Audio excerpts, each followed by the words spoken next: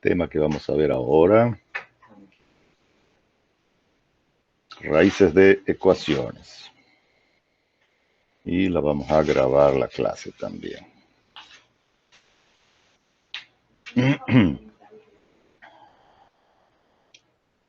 Muy bien.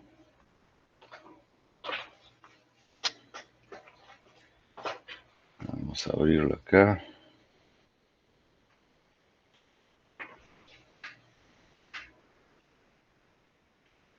Wow. Ahora.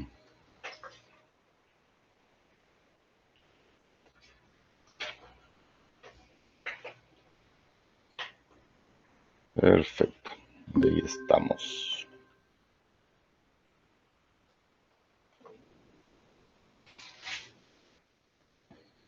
Muy bien. Se ve en la diapositiva ahí, ¿no? Raíces de ecuaciones.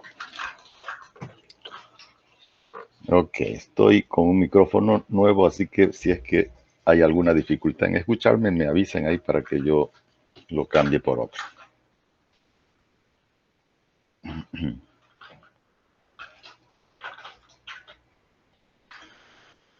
Muy bien. Entonces, ¿qué entendemos por raíces de ecuaciones?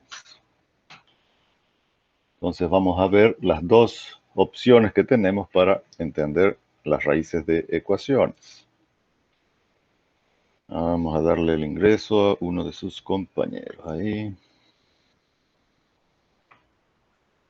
Entonces se entenderá por raíz de una ecuación y la raíz la vamos a simbolizar por este signo griego, esta letrita griega, esa viborita ahí, que si no me equivoco se le llama psi. ¿Ya? Ah, caramba.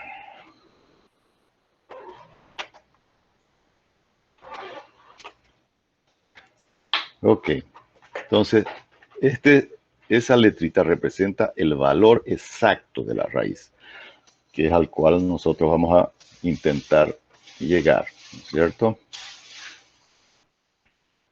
Ok, entonces la raíz se va a entender como la intersección de una ecuación. En este caso, esta curva de acá representa una ecuación cualquiera, f de x, y la intersección con el eje de las x, ¿no es cierto?, nos va a dar un punto que es lo que nosotros hemos denominado raíz. ¿Sí? Eso se leería también como el valor de x que hace que f de x sea igual a 0. Entonces también se lo conoce como ceros. Y se lo representa ese tipo de ecuaciones como f de x igual a 0. ¿No? Otra alternativa es cuando la intersección de la ecuación, ¿no? Esta curva, la ecuación, Se dejó de escuchar. se Se dejó de escucha muy al escuchar. fondo. Ingeniero, Se se escucha muy bajo, escucha. ingeniero. Escucha muy bajo. Ya, Auringa, vamos a ver qué hacemos. Me van a disculpar un ratito para hacer el intercambio de micrófono.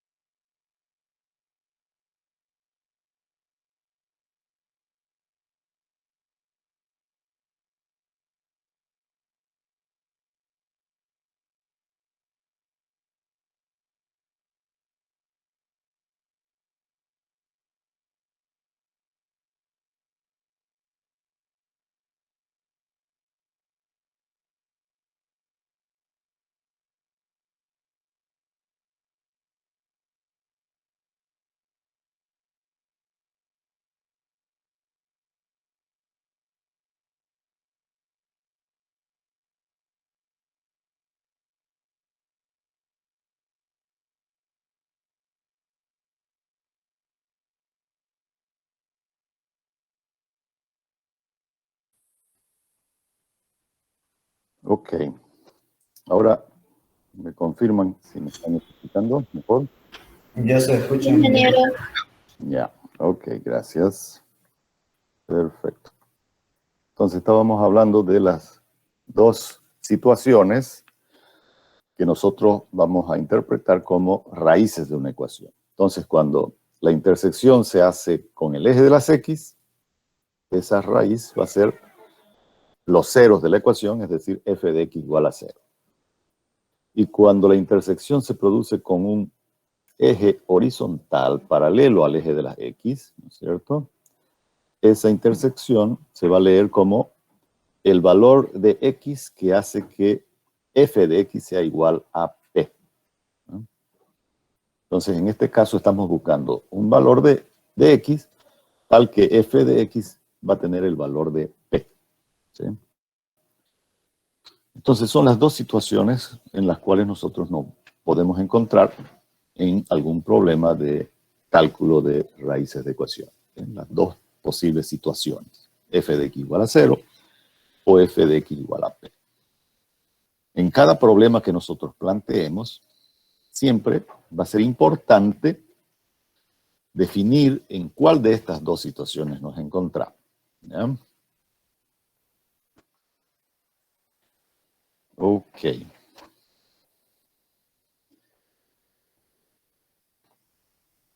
El caso más conocido para calcular las raíces de una ecuación es la famosa fórmula cuadrática, ¿no es cierto? Todo el mundo la ha visto, la conoce perfectamente y nos permite conocer las raíces de un polinomio de segundo grado. Vamos a darle ingreso ahí a sus compañeros que van llegando tarde. Ok, entonces esta es la fórmula más conocida, que la hemos visto en colegio inclusive, ¿no? Para calcular las raíces de las dos ecuaciones de un polinomio de segundo grado que puede ser una parábola, ¿no es cierto? Aún pudieran ser también valores imaginarios. Ok. No existen, ¿no?, fórmulas sencillas para evaluar raíces de polinomios de tercer grado o superior. De hecho, existen algunas fórmulas para polinomios de tercer grado o cuarto grado, pero son extremadamente complicadas y poco prácticas. Entonces, no vamos a ir por ese camino. El camino que vamos nosotros a utilizar es el de los métodos numéricos. Entonces vamos a ver métodos que nos permiten aproximarnos a los valores exactos, a los valores verdaderos de las raíces de las ecuaciones, haciendo uso de métodos iterativos, ¿sí? Entonces estos son métodos totalmente generales que nos permitirán calcular las raíces de cualquier tipo de ecuación, sean estas polinomios, sean trigonométricas, logarítmicas, etcétera. De cualquier tipo de ecuación que se nos presente, vamos a poder evaluar las raíces de estas ecuaciones. Nosotros solamente nos vamos a centrar en las raíces reales, ¿sí? Se pudieran también utilizar estos métodos para evaluar las raíces imaginarias, pero por el objetivo de este curso, nos vamos a remitir únicamente al uso de estos métodos para evaluar las raíces reales. Ok, el primer pantallazo para encontrarnos con el comportamiento de nuestra ecuación en las inmediaciones de estas raíces, de la o las raíces, ¿no?, es el método gráfico. Entonces, ¿en qué consiste el método gráfico? El método gráfico es simplemente la representación gráfica en el plano cartesiano de puntos que los podemos generar a través de la ecuación. Para ello, entonces, nos damos valores de x, ¿no? Lo introducimos en nuestra ecuación y nos reproducirá, entonces, los valores de f de x. ¿Sí? Entonces, para cada valor de x, vamos a tener un valor de f de x. Estos dos valores representan un par ordenado, ¿sí? Y son puntos discretos en el plano cartesiano. Entonces, lo que tenemos aquí a la derecha, ¿no?, esta esta gráfica son las representaciones de estos puntos, ¿no? Tenemos entonces el punto x menos 1, f de x menos 1, ¿no? Lo hemos destacado ahí. Cuando x es igual a 0, f de x es igual a menos 1. Cuando x vale 1, f de x vale menos 1. ¿Sí? Cuando x es igual a 2, f de x es igual a 5. ¿No? En este caso, este es un polinomio de tercer grado y tiene solamente una raíz real y dos raíces imaginarias. ¿Sí? Entonces, ¿dónde está la raíz? Para ello, entonces, lo que hacemos es unir todos estos puntos con una curva apropiada. Obviamente que si generamos más valores de x, ¿no? Más subdivisiones, pudiéramos generar también una curva más aproximada. Pero el objetivo con el método gráfico no es alcanzar mucha precisión, sino simplemente tener una visión global del comportamiento de la ecuación. Entonces nosotros podemos unir aproximadamente, ¿no es cierto?, todos estos puntos con una curva que nos dé aproximadamente el comportamiento de esa ecuación. Entonces, de esa manera nosotros vamos a observar ya gráficamente por dónde está nuestra raíz. ¿Sí? Vemos que la intersección de la ecuación con el eje de las x está en un punto en el intervalo entre 1 y 2, ¿no es cierto? Este sería nuestro intervalo que contiene a la raíz. Entonces, este método lo que nos da es eso, ¿no? Esa visión del comportamiento de nuestra ecuación en los entornos de la raíz que es de interés. En este caso, entonces, como les digo, la raíz está en el intervalo AB, ¿no? Que lo podemos decir entre 1 y 2. Ese va a ser el intervalo de la raíz de esta ecuación, que es una ecuación de tercer grado, es una parábola cúbica, ¿no? Cuya raíz real está entre 1 y 2. Ok, entonces, como les decía, pudiéramos hacer subdivisiones más pequeñas para x y obtener mayor precisión. Pero no nos interesa mucho. Nosotros, si nos fijamos bien, sabemos que la raíz está, ¿no? Si yo subdivido en 2, por ejemplo, este intervalo, la raíz estaría más próximo, ¿no es cierto?, al extremo izquierdo que al extremo derecho. Entonces yo pudiera decir que más o menos el valor aproximado de x, ¿no?, es 1,3, 1,4, ¿sí? Esa sería más o menos la aproximación que yo puedo dar a través de la información que me da esta gráfica. Pero no puedo generar mayor precisión en la aproximación, ¿no es cierto? Porque no me permite este gráfico generar mayor aproximación. Y tampoco no es el objetivo. El objetivo es simplemente el intervalo de la raíz y por dónde está aproximadamente, ¿no es cierto? Con esos datos, nosotros ahora ya los podemos mejorar con otros métodos. Pero para entender cómo vamos a proceder con los siguientes algoritmos, es decir, cómo le vamos a enseñar a la computadora a que identifique un intervalo donde existe una raíz, ¿no es cierto? Porque acá nosotros lo vemos gráficamente, ¿no es cierto? Es un conocimiento visual, digamos, que estamos haciendo, pero ¿cómo le indicamos a la computadora que identifique el intervalo donde existe una raíz? Entonces, para eso tenemos el teorema de Bolzano, ¿no? El teorema de Bolzano nos dice que la condición para que exista una raíz al intervalo AB es que el producto del valor de la función en los extremos de este intervalo, es decir, f de A por f de B, sea un valor negativo, menor a 0. Si ese producto es menor a 0, entonces podemos tener la plena seguridad de que existe al menos una raíz en ese intervalo, ¿no? Y cumple entonces la condición de que f de psi es igual a 0. Ok, entonces es simplemente le enseñamos a la computadora generando un condicional, ¿no es cierto? La computadora puede ir calculando los valores de cada punto, ¿no es cierto? Le damos una serie de puntos para que calcule, y cuando la calculadora haga este producto y es de negativo, entonces identifica el intervalo donde existe una raíz. Ok. Entonces, en el caso, por ejemplo, de nuestro ejemplo, ¿no?, donde tenemos este polinomio de tercer grado, ¿no?, hemos generado una tabla de valores, ¿no? Interpretemos lo que es la calculadora que generó esta tabla de valores. Entonces, tenemos, por decir, los correspondientes valores, ¿no es cierto?, de f de x, que va a ir calculando, y acá, fíjense, ¿no?, y encuentra dos valores de f de x, donde cambia de signo.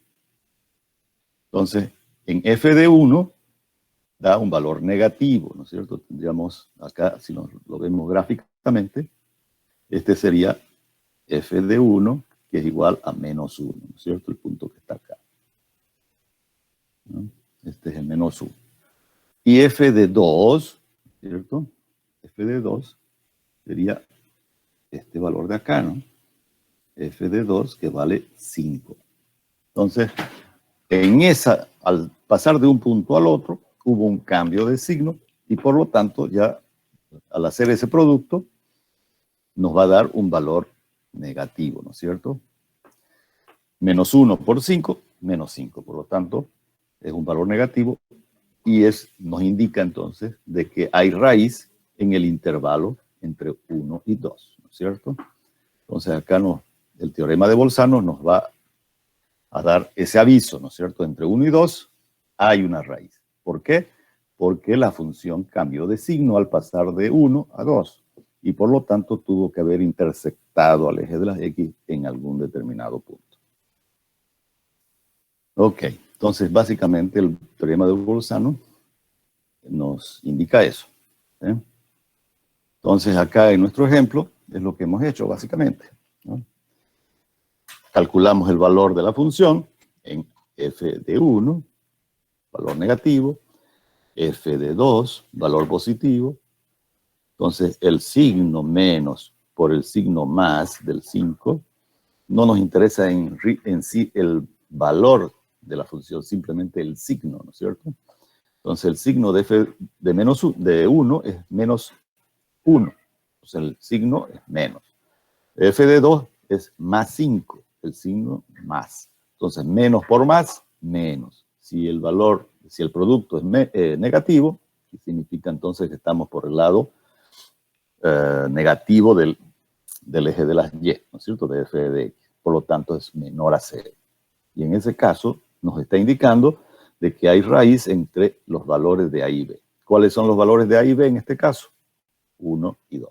¿Sí? Entonces hay raíz en el intervalo entre 1 y 2. Entonces ese es básicamente el teorema de Bolzano, y de esa manera nosotros podemos identificar los intervalos donde existe por lo menos una raíz.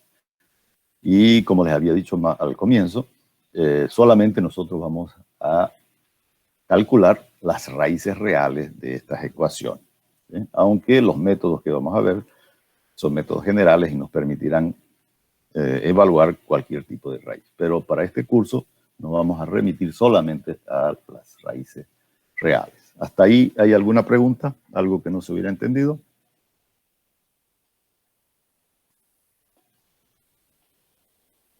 ¿Se sigue escuchando bien? ¿Me están escuchando bien por si acaso? Por ahí ya me desconecté. Gracias. Ok. Bueno, vamos a cambiar de diapositiva. Vamos a detener un ratito, la presentación. Y vamos a presentar otra página. Vamos a presentar ahora, vamos a ver el método de bisección.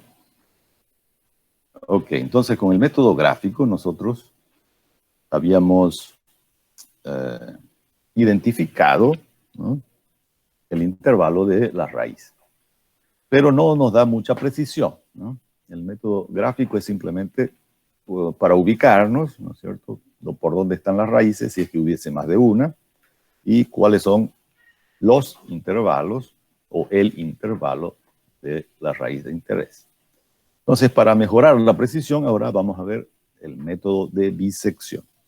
Este método, como su nombre lo indica, bisección significa dividir básicamente en dos, en este caso el intervalo, ¿sí? Entonces, el método intuitivamente ya podemos interpretar como la subdivisión de nuestro intervalo en dos y averiguar en cuál de los dos subintervalos quedó nuestra raíz.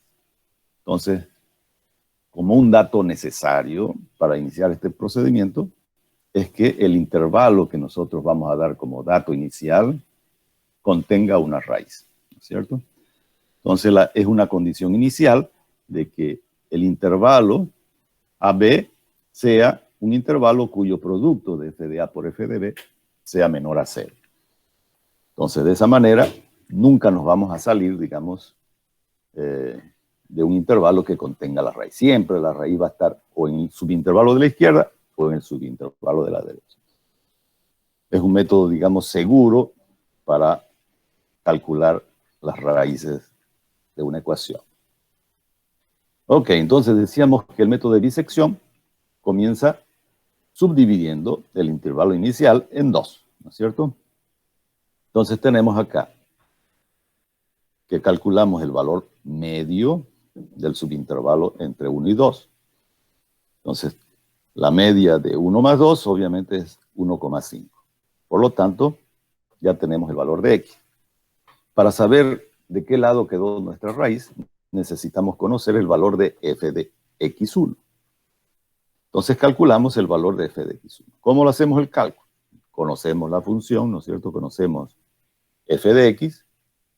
Y ahora que hemos calculado el valor medio de x, ¿no?, del intervalo entre 1 y 2, entonces ese valor lo reemplazamos en nuestra ecuación, que es lo que hemos hecho acá, ¿no? Entonces colocamos donde hay x, colocamos el valor de 1,5.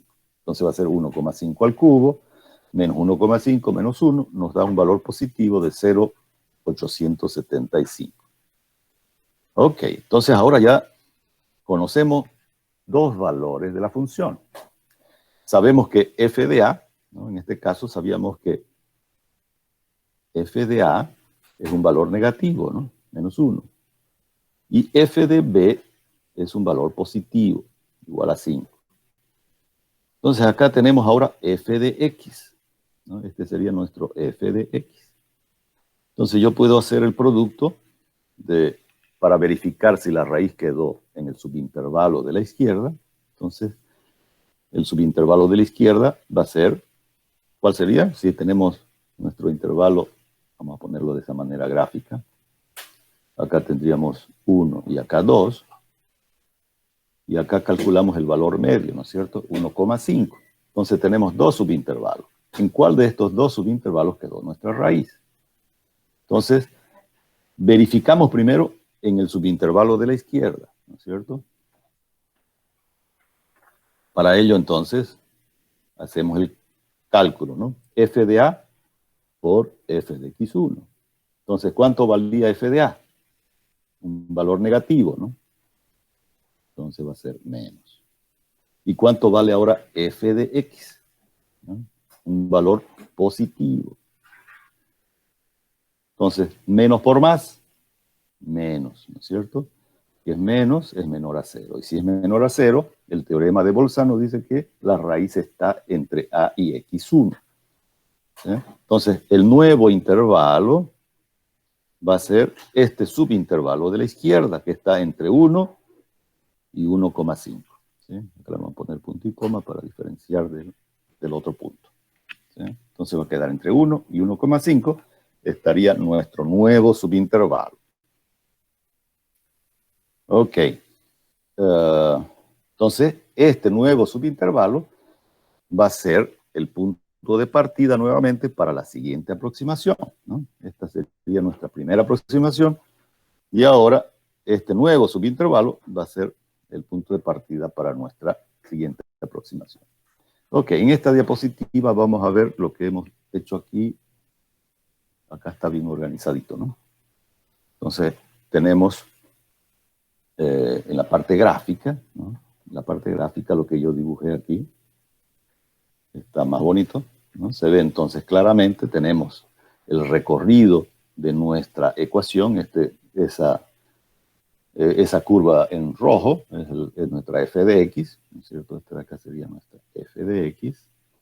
Y al subdividir en dos intervalos nuestro intervalo inicial, vemos claramente cómo esta ecuación corta al eje de las x en el subintervalo de la izquierda, ¿no es cierto? Aquí sería nuestro valor de este punto de acá. Esto sería f de a, ¿no?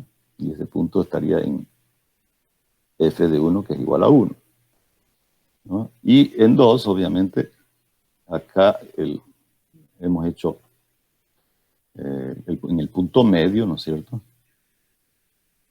Este sería nuestro f de x1, que vale 0,875, ¿no? Es decir, un valor positivo. Entonces estamos viendo claramente que al pasar desde este punto al otro, ¿no? En algún momento tuvo que hacerse cero la ecuación. ¿Sí? Lo vamos a ver más claramente aquí. ¿No es cierto? Si vamos recorriendo por esta ecuación, ¿no? Desde el punto A al valor de 1,5, que es x1, ¿no? Al ir recorriendo desde aquí hasta este otro punto, que sería el valor de f de x1, en algún lugar tuvo que haberse hecho x el valor de la función. Eso es lo que nos dice en realidad el teorema de Bolzano, ¿no? Entonces aquí nosotros lo vemos gráficamente y el teorema de Bolzano lo podemos programar, ¿ya? Es simplemente para que entienda el computador o la calculadora cómo identificar el intervalo donde existe una raíz. Ok, entonces una vez que hemos identificado, ¿no?, que la raíz está en el intervalo entre 1 y 1,5, ¿no? Entonces nuestro nuevo subintervalo va a ser el valor de A igual a 1 y B igual a 1,5. Quiere decir que B, este era nuestro B sub 0, digamos, se recorrió, ¿no?, a la posición, este es x1, ¿no?, se recorrió a la posición de x1. Es decir, el nuevo B ahora vale el valor de x1. Ok. Entonces, este es el intervalo que nos permitirá generar la siguiente aproximación. Entonces, continuamos.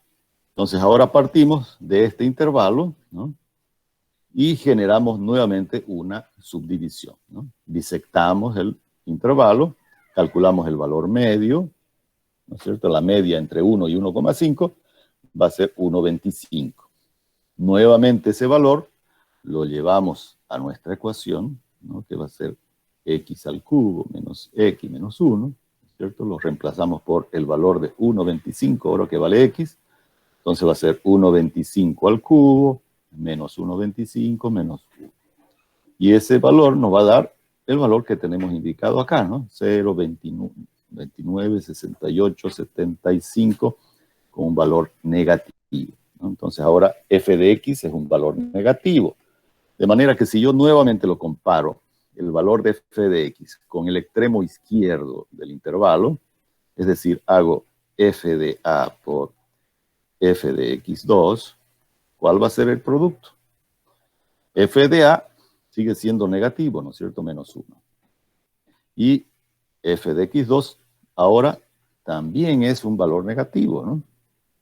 Entonces, menos por menos nos va a dar más. ¿Qué significa ese valor positivo del producto de f de a por f de x2?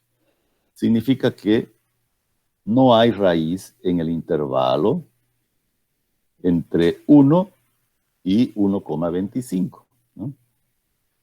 Pero sí hay raíz en el otro subintervalo, ¿no? Entonces podemos, porque eso es seguro, si no está en un subintervalo, entonces está en el otro. Entonces la raíz está en el otro subintervalo. ¿Cuál es el otro subintervalo? Vamos a poner así. La raíz está entonces entre 1,25 y 1,5, ¿no? ¿No es cierto? Porque al dividir el intervalo, nuestro valor de A y B ahora eran, ¿cuáles eran? 1 y 1,5, ¿no es cierto? Y al subdividir ese subintervalo en 2, ¿no? Quedó este de acá 1,25. Entonces tenemos dos subintervalos, el de la izquierda y el subintervalo de la derecha. El producto de f de A por f de x2 nos da un valor positivo. Significa que no está en el subintervalo de la izquierda. Por lo tanto, la ecuación, digamos, va a ser alguna cosa así, ¿no? Entonces la raíz va a estar en el subintervalo de la derecha, ¿eh? Entonces, eso es lo que nos indica el teorema de Bolzano. Lo vamos a ver gráficamente para que nos ubiquemos mejor acá con un dibujo más bonito, ¿no es cierto? Acá lo tenemos entonces. Este era nuestro intervalo, ¿no es cierto? Entre 1 y 1,5. Entonces lo hemos subdividido entre 2, ¿no? Entre 1 a 1,25 y entre 1,25 a 1,5. Como el producto nos dio positivo, ¿no es cierto? El producto de este valor de acá, ¿no? Este valor de acá, este sería f de A, que vale menos 1, ¿no? Y el valor de f de x, ¿no? Este de acá sería nuestro valor f de x, en este caso f de x 2, ¿no? O x1 era, ¿no? No, f de x2, que nos daba un valor positivo, ¿no? ¿Cuánto era f de x2? Ah, no, negativo, ¿no? Entonces, ambos, significa que ambos valores están del mismo lado de la ecuación, ¿no? Ambos son negativos, ¿no? Entonces, menos por menos, obviamente, nos da un valor positivo. Y, por lo tanto, si no está en el subintervalo de la izquierda, necesariamente la raíz quedó en el subintervalo de la derecha. Eso es lo que nos indica entonces este teorema de Bolzano, ¿sí? Ok, entonces nuestro nuevo subintervalo ahora va a ser este subintervalo mucho más pequeño ya, ¿no? Entre 1,25 y 1,5. En este caso, fíjense que el valor de A, que era igual a 1, se recorre ahora al valor de X, ¿no es cierto? 1,25. Y el valor de B, que ya era 1,5, se mantiene, ¿no? Para el siguiente subintervalo.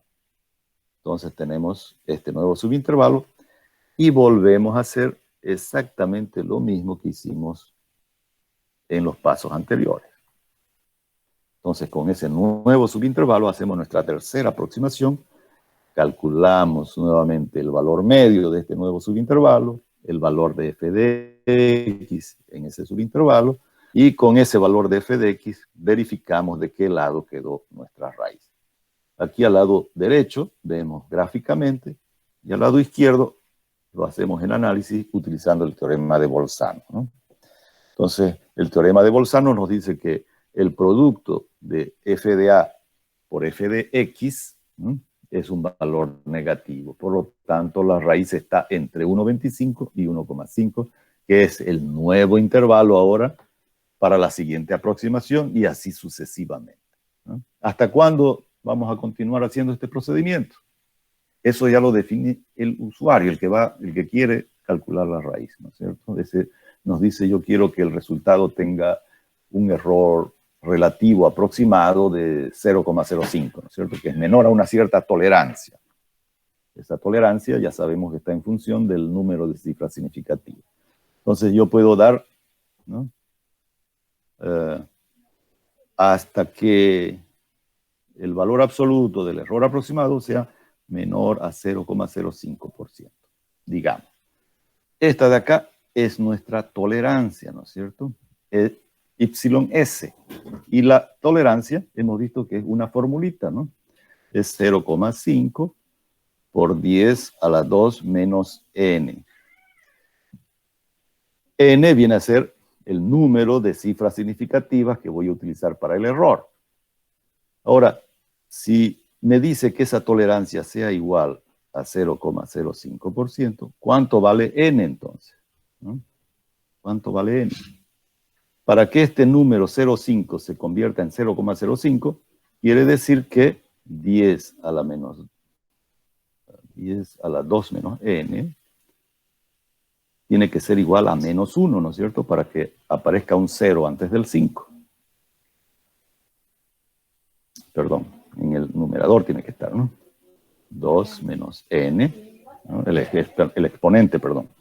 2 a la menos n tiene que ser igual a 1. Y por lo tanto, ¿cuánto valdría n? ¿No? Despejando el valor de n, va a ser 3, ¿no es cierto? Entonces, eso me indica que vamos a utilizar el número de cifras significativas va a ser igual a 3 para el error. ¿Sí?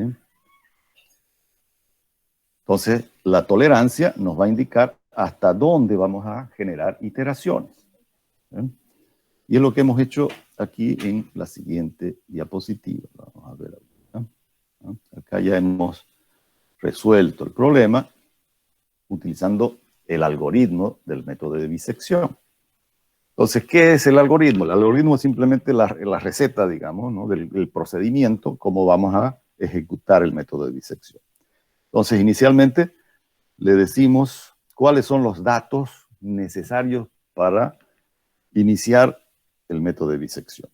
Entonces, necesitamos conocer la función que vamos a calcular su raíz, ¿no es cierto? Necesitamos un intervalo y necesitamos que el producto de la función en los extremos de ese intervalo tenga un valor negativo, ¿no? Entonces, esos son los datos iniciales. Luego nos damos un contador que nos va a contar cuántas iteraciones vamos a ejecutar, ¿no? Pudiéramos también decirle, limitar, digamos, el número de iteraciones, ¿no? Para que no se genere un loop si es que no encontramos la tolerancia solicitada. Entonces podemos también limitar, ¿no es cierto?, el número de iteraciones. Ok, ese contador va a comenzar en 0 y obviamente lo vamos a finalizar en algún lugar o en algún número cuando se satisfaga la condición de la tolerancia, ¿no? O si es que también limitamos el número de iteraciones. Una vez que se inicia con i igual a 0, calculamos el primer valor medio, digamos, de x, ¿no? Entre a y b. Calculamos su correspondiente valor de f de x y luego verificamos en cuál de los subintervalos quedó nuestra raíz. Si el producto de f de a por f de x es negativo, entonces sabemos que quedó en el subintervalo de la izquierda, ¿no es cierto? Entonces el siguiente valor de a, que aquí lo representamos como a sub i más 1, va a ser igual al anterior. El anterior es a sub i. El valor de b sub i más 1, que es el valor actual, ¿no?, de b, va a ser igual al valor de x. Es decir, b se recorre al valor de x. De manera que va a ser el siguiente valor de b. Ese sería el subintervalo de la izquierda, si es que se cumplió esa condición. Pero si no se cumple esta condición, ¿no?, si no se cumple esa condición, entonces estamos en el otro subintervalo, que es el subintervalo de la derecha, ¿no es cierto? En ese caso, el valor de a, el nuevo valor de a, se recorre al valor de x, ¿no? Y el nuevo valor de b se mantiene igual al anterior. Entonces esas son las dos únicas opciones que se pueden dar, ¿no es cierto? Hay una tercera. ¿Cuál sería la tercera? Que ya el valor de f de x sea igual a 0, ¿no es cierto? Si es igual a 0, ya encontramos, digamos, la raíz en la intersección con el eje de la x. Esa sería la solución trivial, ¿no? Pero esa, obviamente, ahí acabaría el problema. Entonces, no hay más que hacer. Entonces, las dos únicas posibilidades que nosotros vamos a considerar, ¿no?, para generar las iteraciones van a ser cuando sea el producto de f de a por f de x sea menor a 0 o mayor a 0, ¿no?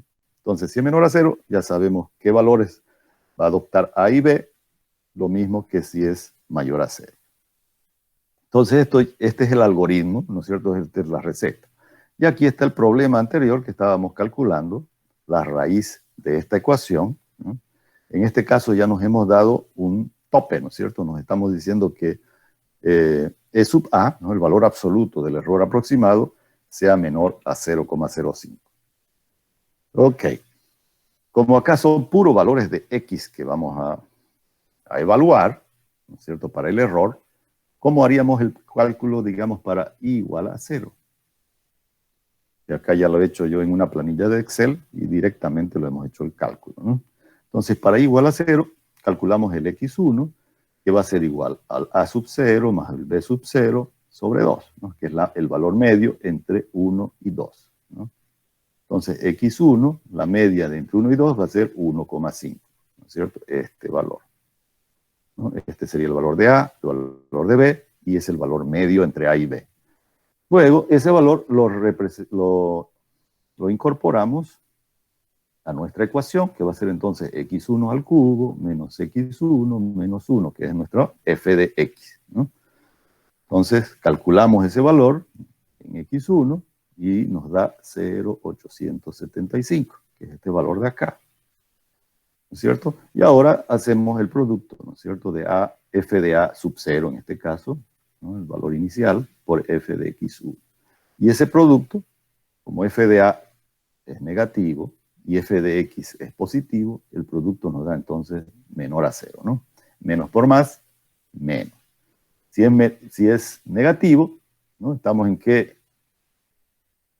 En esta condición de acá, ¿no? Si el producto de f de A por f de X es negativo, nos dice que el siguiente valor de A va a ser el anterior. Entonces acá el A sub 1 va a ser igual al A sub 0, que valía 1, ¿no? Y el siguiente valor de B, ¿no? ¿Cuál va a ser el siguiente valor de B? El valor de X. Entonces va a ser X1, que vale ¿cuánto? 1,25. Y este sería nuestro nuevo subintervalo, ¿eh? Perdón, 1,5 era, ¿no? 1,5, la media de 1 y 2. Entonces, fíjense, acá tenemos nuestros nuevos valores de A y B, entre 1 y 1,5. Volvemos a calcular la media de esos dos valores, ¿no? Que sería ya para I igual a 1, ¿no? Para I igual a 1, entonces calculamos X2, que va a ser el A sub 1 más el B sub 1 sobre 2. Y eso nos dio 1,25. Volvemos a reemplazar en nuestra función y obtenemos el valor negativo ahora de 0,29, 68, 75. Hacemos el producto de f de A sub 1 por f de X2 y eso nos dio ahora un valor positivo, ¿no es cierto? Porque ambos valores son negativos, ¿no? F de A y f de X. Entonces, menos por menos, más. Entonces eso significa que la raíz está en ¿cuál intervalo? Entonces nos fijamos en el algoritmo. Si el producto de f de A por f de X es positivo, el nuevo valor de A ahora va a ser el valor de X, ¿no es cierto? Entonces aquí, el nuevo valor de A, el A sub 2, va a ser el valor de X, ¿no? Que vale 1,25. Y el valor de B, el nuevo valor de B, ¿no es cierto?, va a ser igual al anterior. Entonces, el anterior valía ¿cuánto? 1,5. Entonces, el nuevo subintervalo ahora va a estar entre 1,25 y 1,5, que es la nueva aproximación, ¿sí? Ahora, ¿cómo calculamos el error? Vamos a borrar todo esto. El error, ¿no es cierto? El error solamente podemos calcular lo vamos a calcular el error con los valores de X solamente, ¿no? Entonces, porque es la aproximación a la raíz. Entonces nos interesa con qué aproximación estamos llegando al valor de la raíz. Entonces, para poder evaluar el error aproximado, quiere decir que tenemos que tener por lo menos dos valores aproximados, ¿cierto? En este caso, sería el 1,5 y el 1,25, ¿no? Que serían las dos primeras aproximaciones para X. En la primera aproximación, ¿no es cierto?, cuando hemos calculado este de acá, no tenemos un valor anterior. Es por eso entonces que no podemos evaluar todavía el error aproximado. Entonces, cuando ya tenemos dos aproximaciones, ya podemos calcular acá el error. ¿Sí? ¿Cómo hacemos ese cálculo? Vamos a hacer, digamos, acá que sea E1, ¿no? Entonces va a ser, no, acá sería el, aquí está mal, sí. Aquí está mal. Acá debimos haberlo comenzado en 0, en 1, 2, 3, 4, 5, así sería, ¿no? 6, 7, 8, 9 y 10. Sí, ahí está mal. Por alguna razón quedó mal numerado. Entonces, la primera aproximación, como está en el algoritmo acá, ¿no? Comienza con i igual a 0. Entonces, ahí debió haber sido 0. Ok, entonces tenemos el error acá que vamos a calcular. Va a ser entonces el e sub 1. ¿No? ¿Cómo lo calculamos ese error? Si tenemos dos valores de x, el valor actual sería el valor de i más 1, ¿no? Vamos a borrar esto de aquí. Y este sería el valor de i más 1. El anterior sería el x sub i, ¿no? Dividido entre el actual por 100, ¿no? Para convertirlo en un valor porcentual. Entonces, en este caso sería ¿cuánto? Sería 1,25 menos 1,5 dividido entre 1,25 por 100. Entonces, E sub 1 nos va a dar menos 20%. Ok, como esta planilla yo la hice en Excel y le indiqué que solamente me muestren las primeras 3 cifras significativas, entonces el Excel lo coloca, ¿no es cierto?, en la notación científica. 2.00 por 10 al más 1, ¿no? Así es, ¿no? 10 a la 1 nomás, vamos a poner el signo. 10 a la 1. Esa es la forma como representa el Excel, ¿no es cierto? 2 por 10 a la 1. Ese sería entonces el error en las dos primeras aproximaciones. Si yo calculo ahora la siguiente aproximación, ¿no? Vamos a borrar esto. Voy a utilizar ahora estas dos aproximaciones, ¿no es cierto? Para calcular el error E sub 2, digamos, ¿no? Entonces, 1,375 menos 1,25 dividido entre 1,375 por 100, ¿no? Y eso me dio acá 909, que en notación científica lo pone así, ¿no? Por 10 a la 0, ¿no? El Excel. 9,09 por 10 a la 0. Y este de acá serían, fíjense que acá están, estos son los exponentes, ¿no es cierto? Esto representa 10 a la 1, 10 a la 0, 10 a la 0, 10 a la 0, 10 a la 0, 10 a la menos 1, 10 a la menos 1, 10 a la menos 1, 10 a la menos 2 y 10 a la menos 2, ¿no? Entonces, esas son las formas de cómo representa el Excel un número con 3 cifras significativas en notación científica. Ok. Y estos valores de acá, obviamente, los hemos ido calculando con el algoritmo, ¿no es cierto? Y los valores de f de x es simplemente reemplazar los valores de x en nuestra ecuación, ¿no es simple? Y obtenemos el valor de f de x. Perdón. ¿Alguna duda hasta aquí? ¿Algo que no se hubiera entendido? ¿Avisan? ¿Qué opinan? Todo bien. ¿Está fácil? ¿Facilingo está? Los ejercicios se puede hacer en el Excel también, sobre el práctico.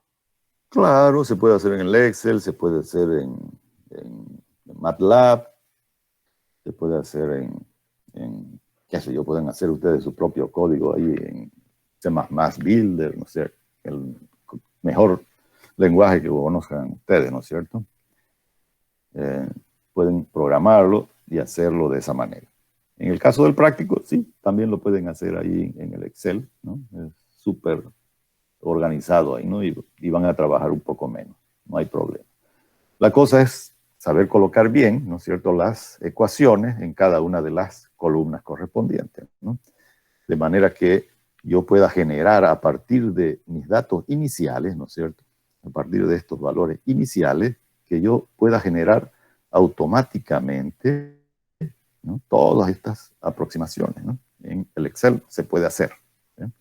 o en cualquier lenguaje, ¿cierto?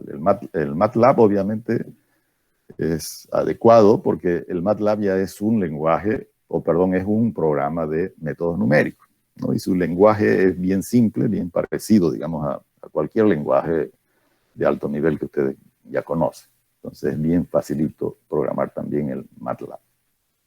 Entonces lo pueden hacer en cualquier software. Entonces esto yo lo hice en Excel, ¿no? Por eso acá se me equivocó la numeración que puse acá de las columnas, debe haber comenzado en 0, no en 1, ¿no? Entonces acá ustedes hagan de cuenta de que se inicia en 0, ¿no? 0, 1, 2, 3, 4, 5, 6, 7, 8, 9 y 10.